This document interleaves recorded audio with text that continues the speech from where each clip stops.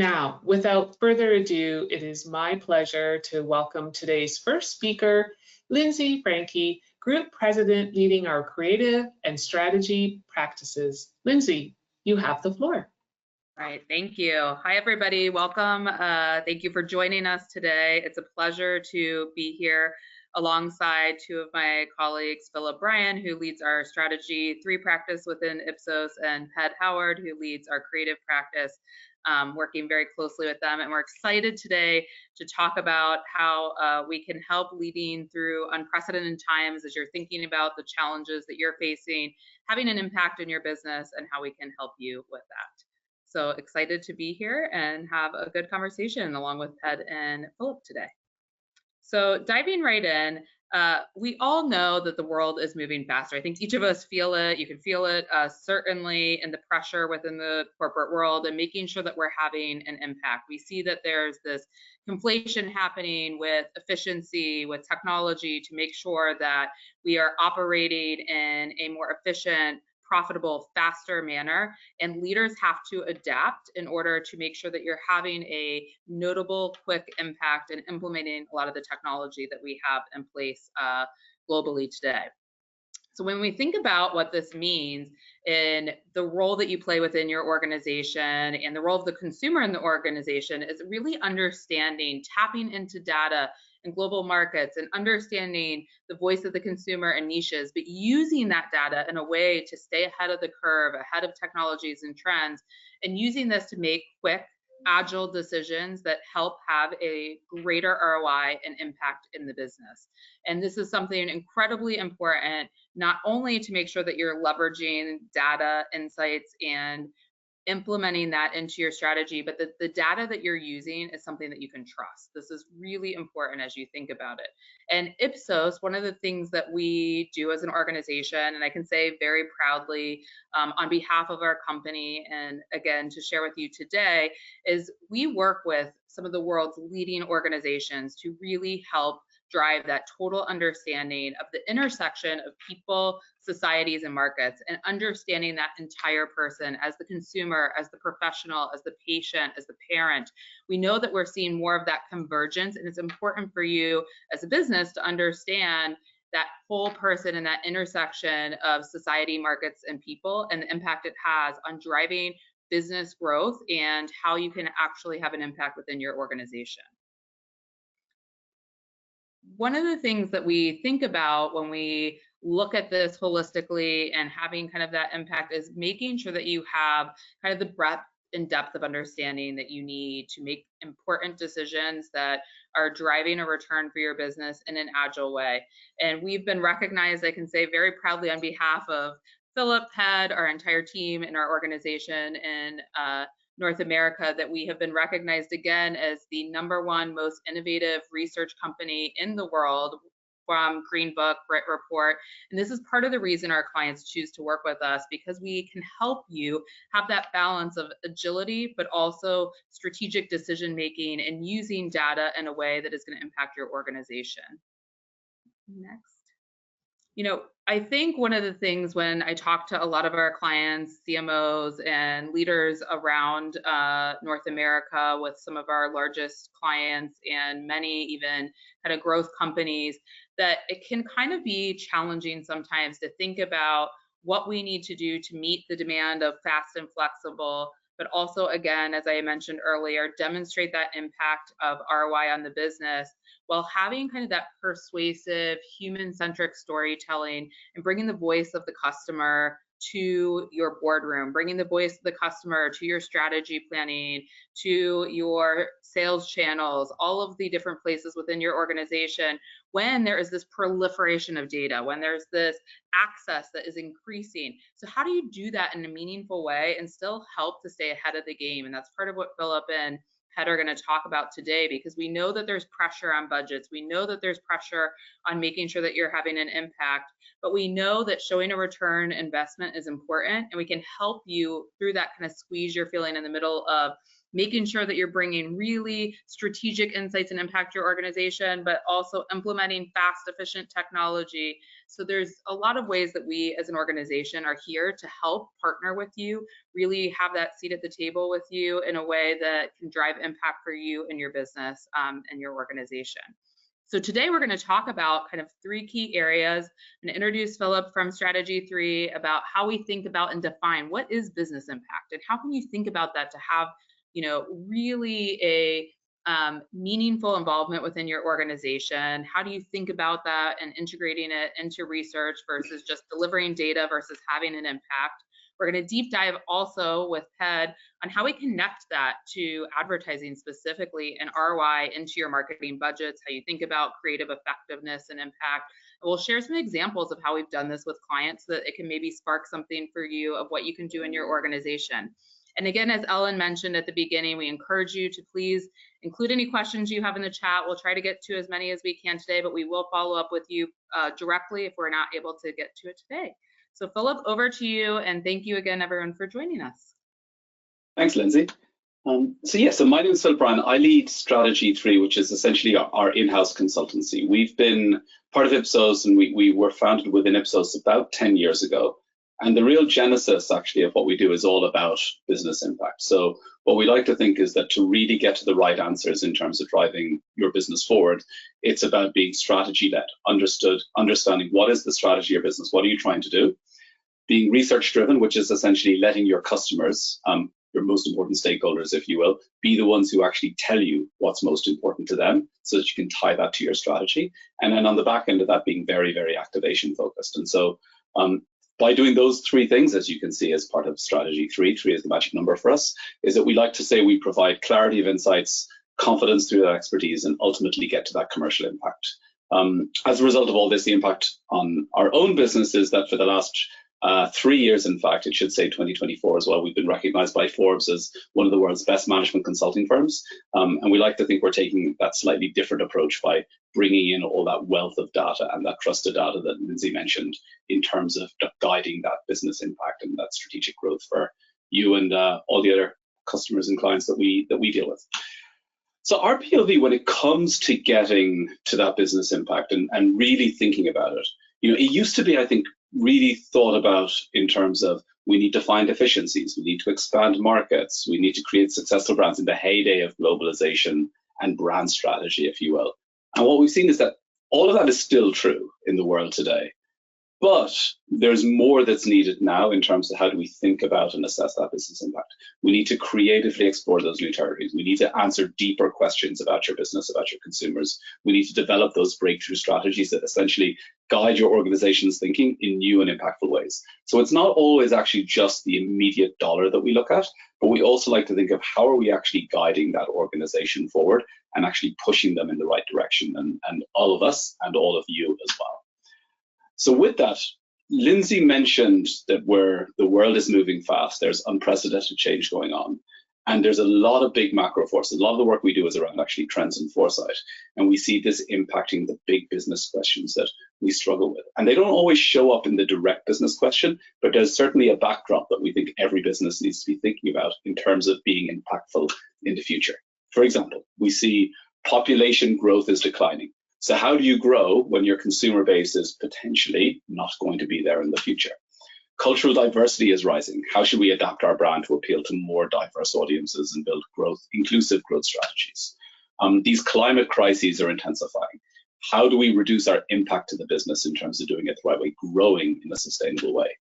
Consumer needs themselves are evolving. So how do we understand and fulfill them as they continually morph? And of course, AI, how can you have a conversation about AI these days? It's reshaping our world, but how do we use it to benefit our business? I think a lot of people are jumping into that, but really thinking about, okay, what is the way that can actually benefit us, both internally and externally? So this is the backdrop of some of the big things that I think businesses need to be thinking about. The problem is, you have all those questions going on in the backdrop, but you still have your shareholders. They're continuing to demand those increasing profits, and they want that sustainable growth. So in the face of all of this change, how do you actually assess that ROI and business impact? Because it's pretty difficult and it could be very much a challenge to do so. So the first thing we'll say is that business impact, it doesn't mean the same thing for everyone. So I've got 3 examples here of different types of business impact that we've looked at in the last year or so. For one tech client, they said the business impact for them is they need to have a business strategy that they can work backwards. So it's from the future and working backwards. So they said we need to envision 20 years into the future, plan our business strategy, what it will look like then, and then work backwards from there. What is our stepping stone strategy to the eventual demand that will be there? Making sure we're not taking missteps today that will lead us down the wrong path. Another client in financial services said we need to understand private wealth management opportunities, but we need to do it with diverse audiences. We know that we're leading into a much more multicultural and diverse society. And we know that when it comes to private wealth management, it has traditionally been all about serving middle-aged white men, people who probably look and act more like me. But we know that the world is not like that today. How can we actually understand those opportunities that are out there to better serve customers? And another example was for a big global CPG client. They said, we need to understand ESG and measurement. And so we want to know, okay, how do we measure activities across our portfolio? We have a ton of brands in a ton of different markets. And how do we understand, A, what are the things that we do that people actually care about, our actual customers care about for specific brands? What are the things we're doing that we're actually getting credit for? And what are the things that maybe they don't care about, so it's not going to have an impact on our consumer or on our business, that we should maybe be doing less of? And so that business impact can really take multiple forms in terms of how our consumers and the brands we work with think about them. And so what that comes back to is the idea of, and there's many different quotes for this, but I love this one from Charles Kettering, which is a problem well defined is a problem half solved. There's another great quote from Einstein similar on this, is if I have an hour to solve a problem, I'd have to spend the first 55 minutes defining what the question is. And so we really try to take that into the way we look at any type of business impact we're trying to achieve, is what is that actual question that we are needing to solve for? So there's three types of business questions. That's that number three again for us, right? Is what are the different types of questions in business impact we want to look at? There's questions and impact around clarity for the organization, around creativity for the organization, and around courage for the organization. So clarity is all about seeing around corners, figuring out the right ways to lean in, unveiling those new strategic opportunities for growth. Creativity is about pursuing those bold directions, unique angles that can invigorate our brand or capitalize on change in new ways, and really think about, how do we do what we're doing, but do it better, do it differently. And then courage is all about, exactly what it says. How can we challenge today's assumptions? How can we get a better picture of where to grow? How can we make the right choices, make the hard choices, especially in the face of everything that's going on today? Because that's really what a lot of us are being charged to do, especially in the world of insights today, right? What are the clear insights? How can we be creative with solutions? And how can we have the courage of our convictions? So I'm going to give a few examples of questions related to clarity, a few examples of questions related to courage, and of course related to creativity as well. So some of the questions we could ask, and you see a lot of questions here, and I think it's a great way to think about these challenges, is, for example, in clarity, what is the real size of our market? What's the real growth potential? What's core to us? What's maybe expanded? What is a mega version of what we're trying to do? How can we enter those markets successfully? So we've a process we use called a market scope to help answer these. I won't go into details of all of the solutions here, but more about the types of questions that we can support. Another one is around how can we capitalize on those key opportunities areas for our brand? We're doing lots of work streams of research all over our different our areas of business, but we're not really bringing them together to have a holistic picture. And that's really what this state of the brand or state of the business types of reporting is that we do, is connecting the dots across all aspects of the business. Another one is around, do my insights and marketing teams have the right skill sets of strategic thinking, leveraging AI, evolving needs? Are they creative enough? Do they know how to innovate? Do they know how to be strategic partners to the business? And so we do a lot of capabilities work as well in terms of helping arm you and your teams with all of that. When it comes to creativity, the three types of questions we hear an awful lot are, one, how do we differentiate our brand and position it to stand out against the competition? And so this is all about brand revitalization, refining our positioning, thinking about our brand strategy. So that's still ongoing in the world today, and how do we modernize our brands and revitalize them? How can we quantify the impact of DEI and ESG investments? I mentioned that from a client earlier, but we're getting more and more questions on that. This is not just a moral imperative, but is it a business imperative as well? How do we actually define that with a brand purpose and ROI type of effort that we'll do? And then, of course, trends. Which new trends will become the category disruptors? How will they change the way consumers and businesses engage? And we'll often conduct a trend pulse or leverage our Ipsos global trends in trying to answer which are the trends that are most important to you, your business, and your consumers, of course. Finally, when it comes to courage, the three questions that we hear most when it comes to those more courageous decisions is, how do we, related to the DEI and inclusive growth there, is how do we pursue the right strategies and how we address gender, identity, inclusion, and diversity. We've seen a lot of people coming to us saying, we want to do something here, but we're scared about getting it wrong. How can we actually get this right and not misstep, even though we have the right intentions? And so we've been doing more and more future of inclusion playbooks, actually helping you understand who are those diverse audiences that your brand wants to go after and serve. How do you not take those missteps? How do you make sure it syncs up with everything you've done in the past and previously? How do you work on all of that type of inclusive growth?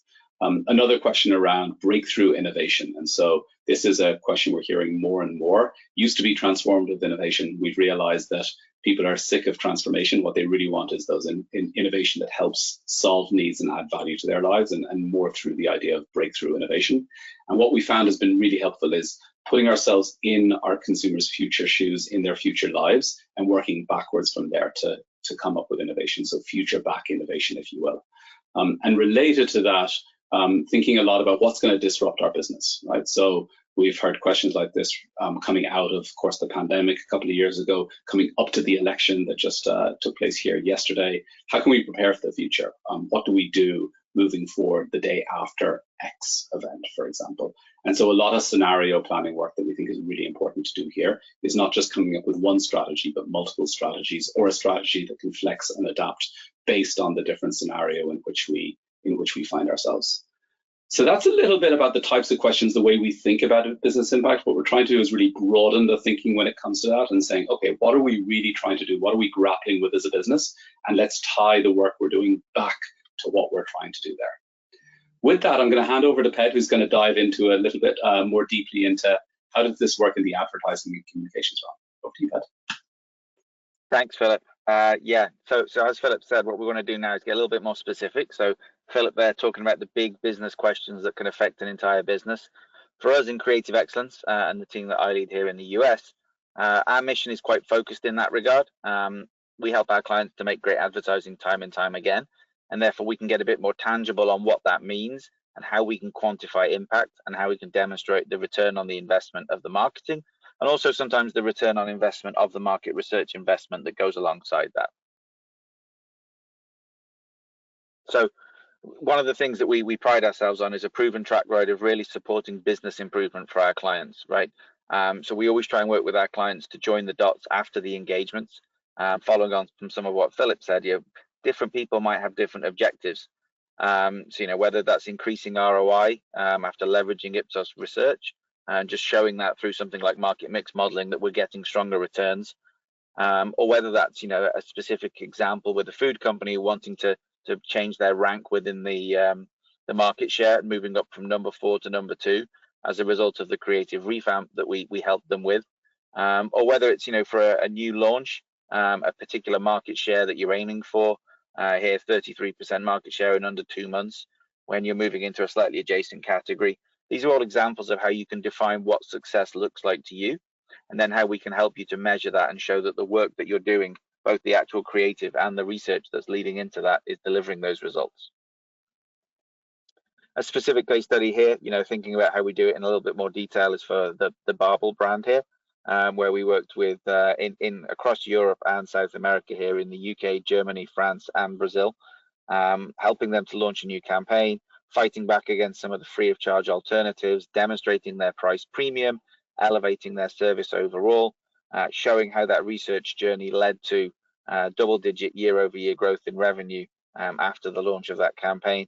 And again, clearly articulated there by the global head of insights at the client about how, nicely saying that they need more of this kind of research that really demonstrates impact.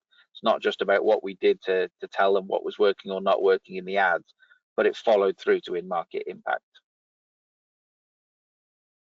And that's really where we focus on when we get into some of our most tangible. So this is from our Creative Spark assessment solutions, what you might call pre-testing. With that, our metrics can reliably predict increases in sales lift. This is the foundation of why you can believe what we do, and how we can help clients to show that they're improving ROI.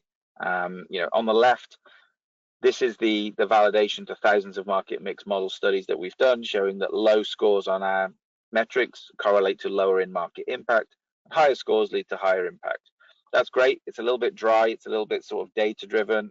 You know, take this as read. This is a good ad. But again, in helping our insights clients, what we would also like to do is to help you make that case to the stakeholders. So on the right is how we can translate that same data into something that's more meaningful within the business. So now we can say, instead of a 121 versus a 77, we can say, if you want to run these lower performing ads, you're going to need to spend $13.1 million on that low ad just to get the same impact as running 10 million on an average ad.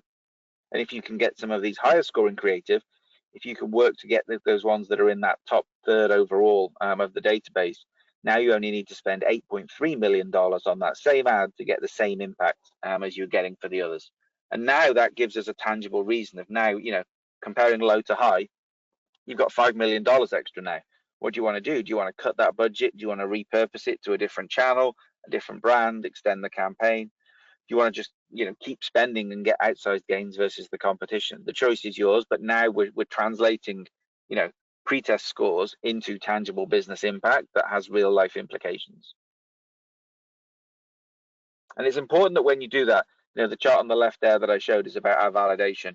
And these days, it seems like everybody's got a validation and everybody can claim that there's some kind of correlation from their metrics to in-market success. But the quality of validations matters. When you work with the data scientists and you really dig into the hood of this, two things can be correlated, two things can be validated, but there's a very different impact from that. A recent study that a client did with us as part of a pitch process, it's actually one of our new clients that we onboarded recently. They looked at our scores versus some of the competition. That the pitch process was test these ads and show us the scores. We'll line those up to our in-market results, and it showed that Creative Spark, our solution, was over twice as effective as any of the competitive tools that we went up against. So it doesn't mean that those other solutions aren't validated, but the quality of the validation matters. And you know, if you're looking at validations, I would tell you to really dig into that and look at, you know, what level of correlation and what level of validation you've got overall. Talking of quality of validation, you know, going even further away from those sort of best-in-class tools, the problem we have now with social and digital is that passive measures are readily available. So there's a stream of data coming back from everything that we're airing, everything that we're running, everything that we're serving across platforms and to different audiences. Things like likes, comments, and shares, views, impressions, and clicks, even things like viewability and attention. These are mostly free or almost free metrics that you get, and it's easy to make data-driven decisions based on these metrics. But what we know is that they're actually not as important to long-term success as things like brand-linked attention and like laddering that to contributions to short-term outcomes or perceptions and associations with brand and equity. The issue you've got is it's very, you know, it's very enticing to just go with the free metrics versus to digging in and doing a little bit more work. But on the next slide, you can see what that actually means is that we did a long-term study with our digital testing methodology to look at viewability versus effectiveness. Viewability is one of those metrics. It's easy to get, it's easy to filter on ads that are being viewed for longer. People are choosing to engage with for more time. Things are getting attention and holding that engagement for longer. And it's easy to filter that and isolate and move your media budgets towards that. And that's better than doing nothing, because if you filter on high viewability, instead of getting 50-50 high and low effectiveness, you move the needle to 62-38. So you've had an impact. But that still means that 38% of the ads that you're now prioritizing and doubling down the spend on are actually low effectiveness. So, you know, that could equate to up to $5 billion of digital ad spend that's being prioritized based on view metrics that actually isn't delivering highly on effectiveness. And we've seen this play out recently with one of our biggest tech clients and their TikTok campaign. So again, the sorts of things that we like to do to prove this ROI is to get under the hood, combine those additional data sources and really try and join the dots with clients. So we did this study where it was a bit of a siloed organization where there's a team that's operating on what terms of, you know, how to deploy the omni-channel, how to deploy the digital, which executions to prioritize. And two of the ones that they had identified as top performers on TikTok, according to just straight platform metrics, had shown up in our studies to only be average performers overall. and those ones had high view times and more investment shifted, but they weren't really the strongest ads. What I'd helped them to identify is that one of the most effective in terms of once people see the ad, in terms of retaining a branded impression, changing how people think or feel about the brand, was actually a low performer in terms of view time. It was being effective in those few seconds that it was being viewed for. So even though it was deprioritized due to low view time, you're actually now deprioritizing an ad that was having a bigger in-market effect once you start to understand those longer-term impacts on the brand. And that's really kind of the essence of what we do in creative excellence. So we think of creative excellence as a journey, not a destination. A lot of times people think about research as a kind of pass, fail, stop, go solution at the end, and that's the exact opposite of how we work with all of our clients.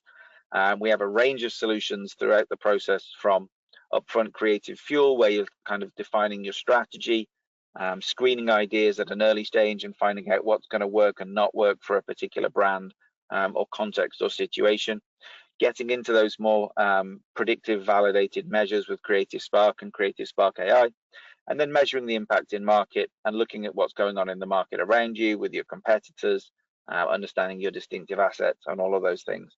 And with these, it's also important to think of high investment and low investment solutions. So you can scale these up and down depending on the size of your business, depending on the level of investment. Where do you need to do things? Do you want to deep dive in up front? Do you want to do lighter testing later on? The whole point is to meet you where you are in your journey. Where are the gaps and pain points in your creative development journey? And how can we really boost that ROI and that business impact of the advertising that you're spending millions, if not billions of dollars on? So to summarize where Philip and myself have talked about today, thinking about this business impact and ROI, the first thing, as Philip showed you, you've got to be really clear about defining what ROI or what business impact means for each engagement. It can vary drastically across different engagements and even against who you ask within the business. Sometimes different people in the business will give you a different answer for the same initiative as what they think business impact will be. So it's important, if we're going to have an impact on the business, that we really dig into that up front and understand where it needs to go. Then the important thing is to follow through. Too often research engagements are left in isolation. It's a report that a few people read and everyone moves on. We find it really important to work with partners to measure the impact. It's often long after the work is done. We've helped develop it. In my field, we've helped to develop the advertising. We've shipped it off. It's run for the next 6 months. It's important that we, both sides at Ipsos and with our day-to-day client contacts, that we're joining the dots there. We're following up with people, and we're understanding which of these creatives are successful. And therefore, can we draw a line between the work that we've done and the business impact on the ROI? Because the final point I'll say is, when we talk about ROI, we often think about it as a business perspective. So, we spent 100 million on this ad and we got 200 million back. That was great ROI. But we as researchers and insights people need to think about the ROI on research. We need to forever prove our value to the business. So how much did the insights team and how much did the research that we did together impact that success? And how can we think about the return on investment of the insights budget? Because we know that budgets are always in danger. We know that it's easy to cut from the research budget and invest elsewhere. We have to protect those budgets. We have to demonstrate the impact that we're having within the business, and keep pushing that forward as a whole industry in this regard. So that's the end of today's webinar. There'll be time for a few questions shortly. I think some have already come in the Q&A, so Philip will join me to answer a few of those. Just a reminder that this is the second one in our solution-centric webinars right now. The next one next week is going to be on human-centric storytelling, followed by December 4th, which will be about accelerating with Gen AI, with some specific client stories to inspire you on that front. So please join us for the remainder of this series. More great speakers to come. At Ipsos, we're demonstrating here that we have comprehensive capabilities all under one roof, seamlessly joined together with deep sector expertise. We've got world-class talent and unparalleled methodological rigor. I think the best of human intelligence and artificial intelligence is something that we're really leaning into at the moment. And often you're tasked with a trade-off between rigor and agility. And what we're trying to bring to market right now is that you don't have to compromise on that. We can bring you the data and the research and the insights as fast as you need from a data source that you can trust. Yesterday's insights won't help you win with tomorrow's customers. So work with Ipsos and we can help you work smarter, act faster, and go further. And with that, I think I'm going to hand it over to Lindsay, who has been monitoring the chat. Yes, thanks. Thanks, Pat. Thanks, Philip. And thank you everyone for joining us. We have a few questions we'll touch on today, and to close out, great insights from both you and Philip had, highlighting, I think, the importance of making sure that we define what the business question is that needs to be answered and how we can have an impact. Starting from there, I think, Philip, you know, your quote that you started off with at the beginning is really important, to make sure that we understand what is going to have an impact, what's the true challenge, so that we can help you as a partner address the need. And Ped, to your point, making sure that we are helping to define a way to help each of our partners and our clients in a way that is agile, but also very impactful with the business, because we know the pressure that everyone is under today. And the more we do that together and the more we define the problem up front, the better we can be to help you have an impact in your organization. So starting with one of the first questions that we have, I think, Philip, this one will go to you, is the question is, you talked about how it's important to define problems in order to assess what your desired business impact can be and then prove it. However, we often find in our organization that our partners give us a very basic question and we don't always know the business impact and ask us to go answer it. How can you help us with this when we sometimes don't have transparency in our own organization? Oh, it's a great question. Thanks for that. It's an interesting one. Like, one of the things I think we've seen in the market over the last while is that, especially as things are getting automated, especially as AI is coming online, and you've got these turnkey solutions, those are great for answering those, like, the questions. And I'd imagine that those questions you get asked that are almost like order taker type questions, they're probably the same question you were asked last year and the year before and the year before that, and they don't change all that much. That's a perfect type of question maybe for turnkey solutions, but I do believe that we're in an era of insights and market research where we kind of need to come in from the cold, if you will, and I think actually become more strategic partners to our business. I think one of the questions I talked about capability building, one of the questions we got from the client last year was, hey, right now we are those order takers. How can we become more strategic partners to the general managers within our business, not just the marketers, but the heads of different lines of business? This is for a tech client.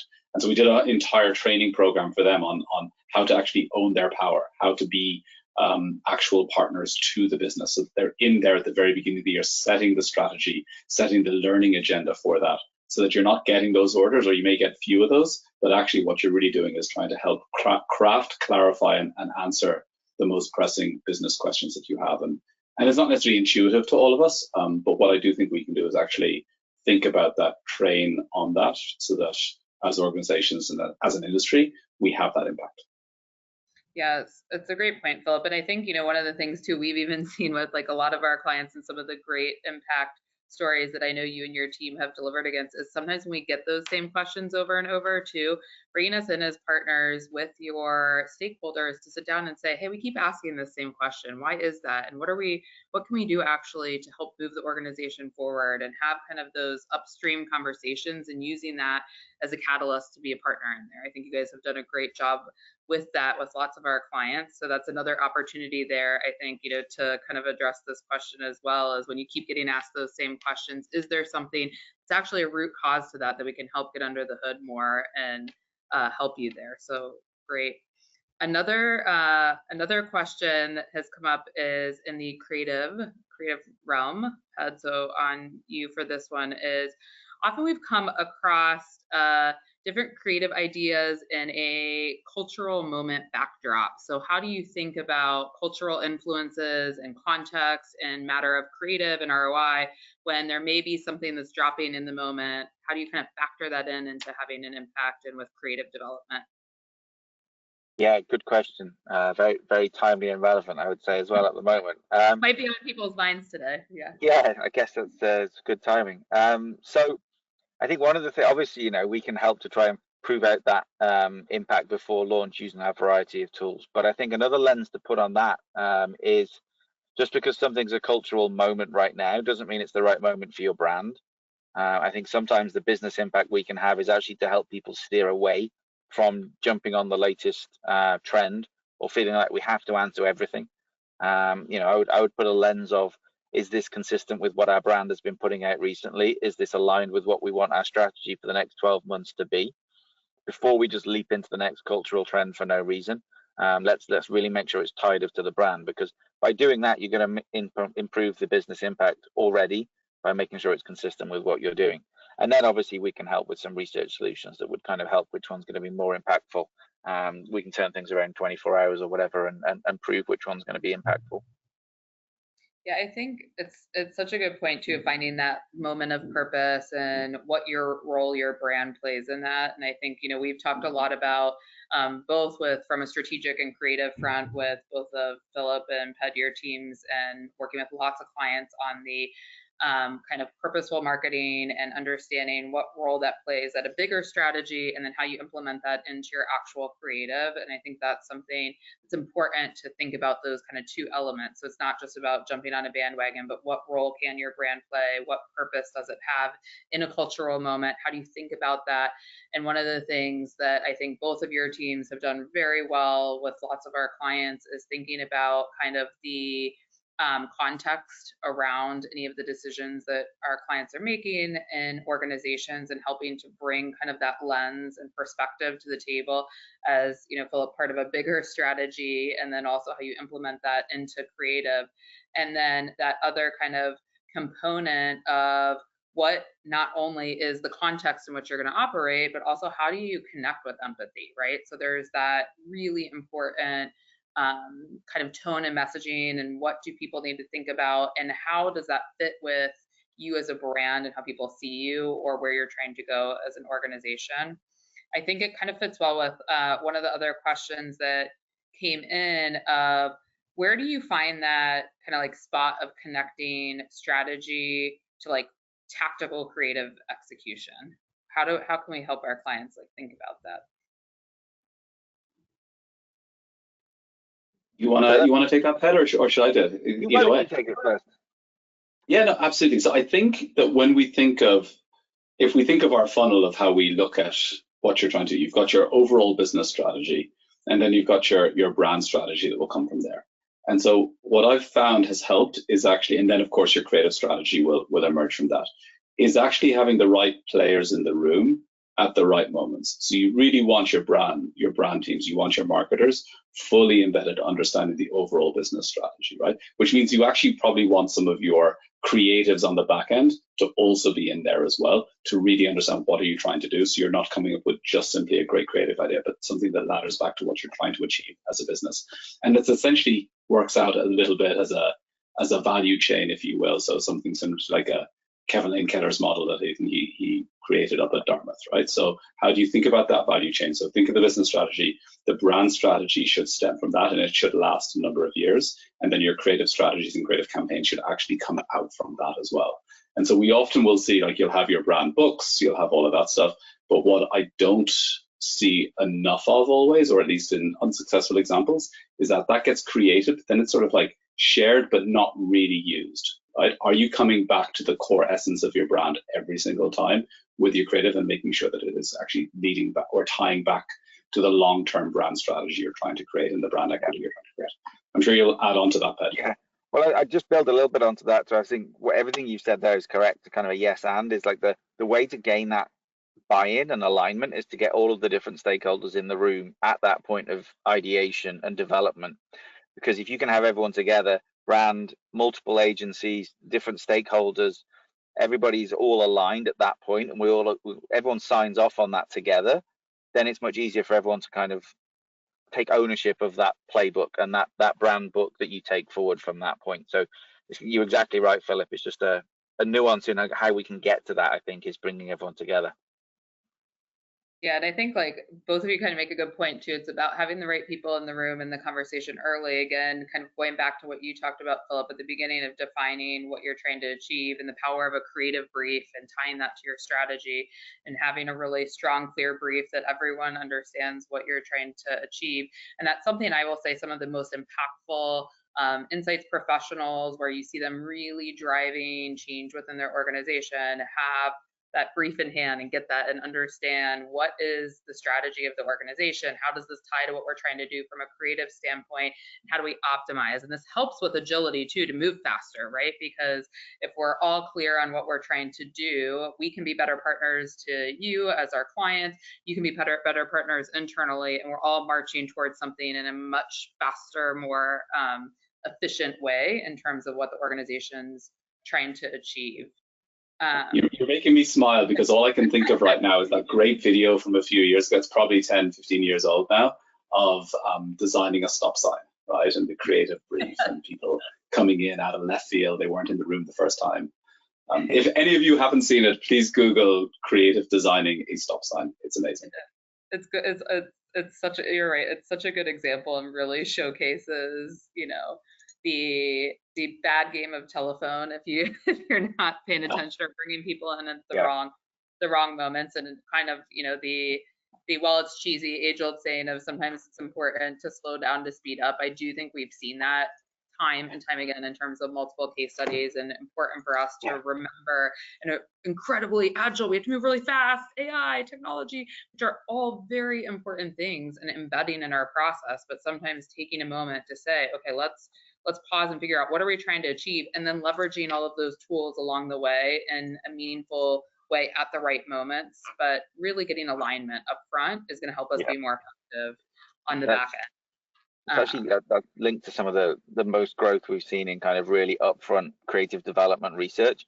I think something that's been unfairly thrown at our industry over the years is that research can kill creativity at the end, because all of the work's gone in and then you get a bad score. But I actually think it's the reverse. I think when you use it right up front, research can help give life to ideas that might have been killed otherwise. So too often we've seen the safe idea comes out of the pitch session. The safe idea is approved by the board because they don't want to take any risk, and they want to know something that will look like the past campaign and is going to work. And when we can encourage clients to bring a variety of ideas to research early, sometimes that more creative kind of out there campaign works, and you can use that consumer feedback to gain that alignment and gain that traction within the business to support that more creative idea. Yeah, absolutely. And that's what, you know, we see helps clients win awards, and actually, honestly, many times get more budget, not only for research, but also for marketing dollars by bringing something that's more convention breaking. So we are at time. There's a couple other questions which we'll follow up directly on email with those of you that submitted them. So thank you very much. Thank you to Ped and Philip for joining me and us here with this conversation. And we do appreciate your time and look forward to you joining some of our upcoming webinars. And please feel free to reach out to any of the three of us for any other follow-up questions you may have, or to continue the conversation. Thank you, everybody, and have a great day. Thanks, everyone. Thanks, everyone.